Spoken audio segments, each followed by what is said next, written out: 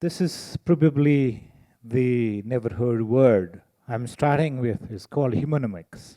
To give you a little bit of background, I used to be the student of literature for very long. I thought I would probably be a poet, a story writer. And I happened to bump with the policy making. And I always wondered with the decision-making process and the tall degrees of PhDs, professorship, and also wondered why can't economists solve the economic problem like poverty, inequality? And very late in life, I decided to train myself as an economist. When I started to take some classes on economics, and I always try to find out the link between the hard theories, numbers, thick books, and their link to the actual economic problems faced by the society, country, individuals, institutions. And I find still struggling to find, is there a link? And I find there is a very cardinal link is missing between those theories as economic science and humanity. So what is the possibility of connecting that? So I'm trying to coin this word with a great ambition that the idea of humanomics can probably link the humanity with the science of economics. So the idea of science is that it has got twin objective. One objective is it should help enhance the knowledge, understanding. It should help develop the products. It should be able to innovate, and it should enrich the research literature. That's one part. The another part, it should be able to solve the day-to-day problem of the humans related to its disciplines. We take example of medical science. Okay, the medical science develops a lot of things, innovates a lot of things, medicines, but it also helps to solve the problem of disease, curing the people. Same maybe with all other sciences, science of engineering. It definitely develops new products, but it also solves the problem of housing, problem of automobiles, problem of computers, problem of digital technology. So that is we call the human face of science. What about the economics? Whatever we talk, ultimately we will probably be talking about the economics. Without money, nothing happens. That is what we say. But where do we find that linkage in economics? And which direction we are going on is a big question. First thing is poverty.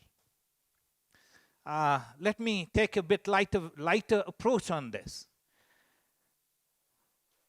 If poverty is a disease of the society, it is the science of economics that should be able to solve it. Has it solved? It's a bigger question. You'll find very interesting if I tell you where is the highest prevalence of poverty. I ask myself, and if I answer, okay, highest prevalence of poverty is in America, is in Europe, is in the city of London, New York, or Geneva. Would you agree? I don't know. But one indicator shows that there is a highest prevalence of poverty because all the great institutions, multilateral institutions, who claim to be working in eliminating poverty, in the world are either based in New York, Washington, Geneva, or anywhere.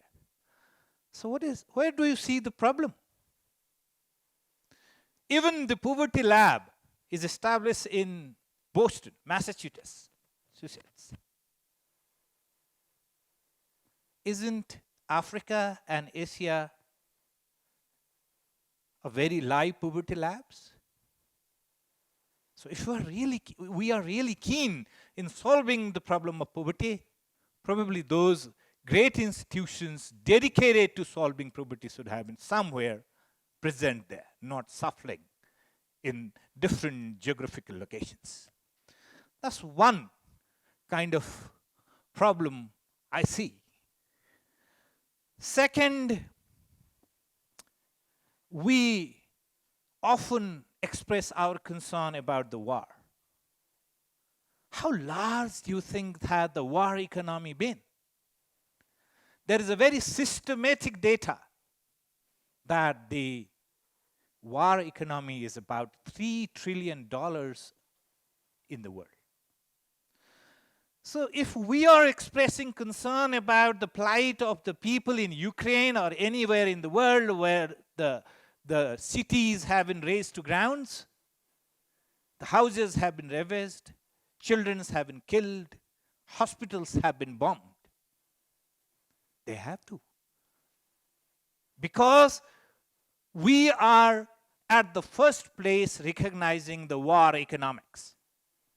If there is a product of worth $3 trillion, they must find market. They must be sold somewhere. They may be firing arms, they may be fighter jets, they may be spy softwares, they may be photographic drones, anything. If you have produced the equipments for the wars, whoever may start it, in any excuse, it has to find the market. That is the tragedy of the humanity. That is the tragedy of the humanity the economics has failed to solve. Why? Because there is a real big profiteering in war science, war innovations. And governments are enjoying the revenue from those products. And ultimately, those sellers, those governments probably are not suffering. Who are suffering are the humans, general people. The humanity is suffering. So that is the second greatest disconnect between the economics and humanity.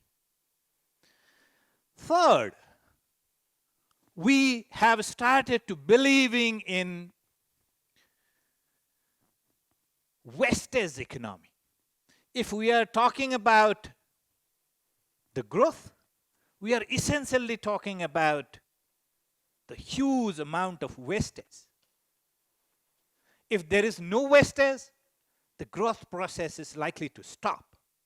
Take, for example, if the wealthy mass does not scramble to buy every new version of iPhone, what would be the profit of Apple? Same thing with Apple, Samsung, Tesla, name any brand. So the growth saga of any great product is now based on wastage. The mobile you bought 10 years ago is maybe still working, but we are encouraged to throw them out. So it is just an example. So the economics of wastage is taking a big toll in misuses of resources, misallocation of resources, and it is not making us a very livable society. Another point I want to come is about the happiness. We have forgotten actually what makes us happy. We have started to believe that imitation makes us happy. If you have a a recent version of iPhone, for me to be happy, I must buy that.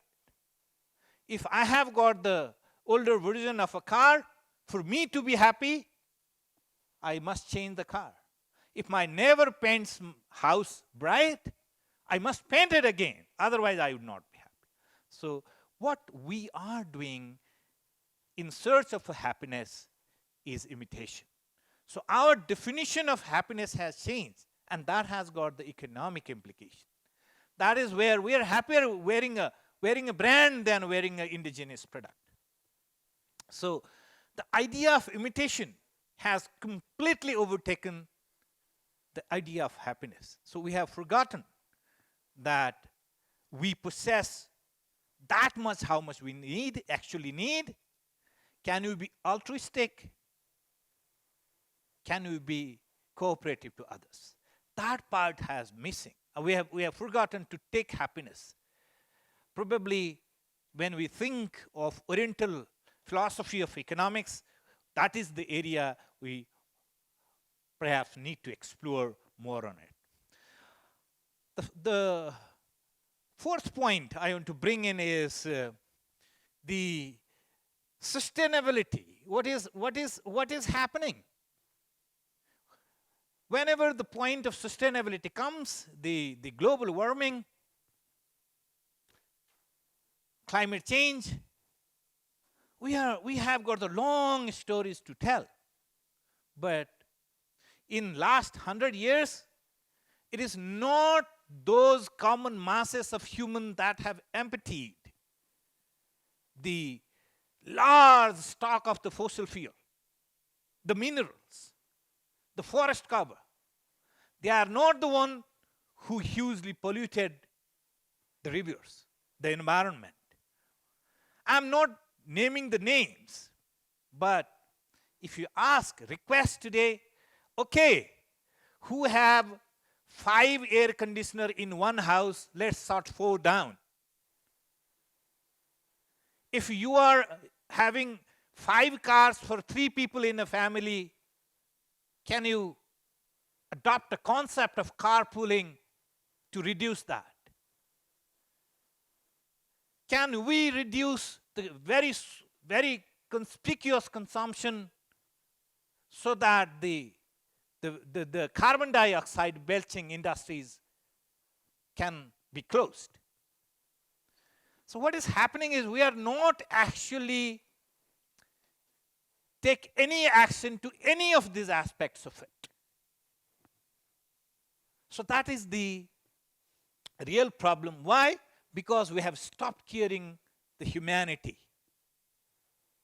And we are not able to provide the economic benefit to that large masses of humanity until and unless we can connect the economics, the byproduct of economics, to the larger masses of the humanity.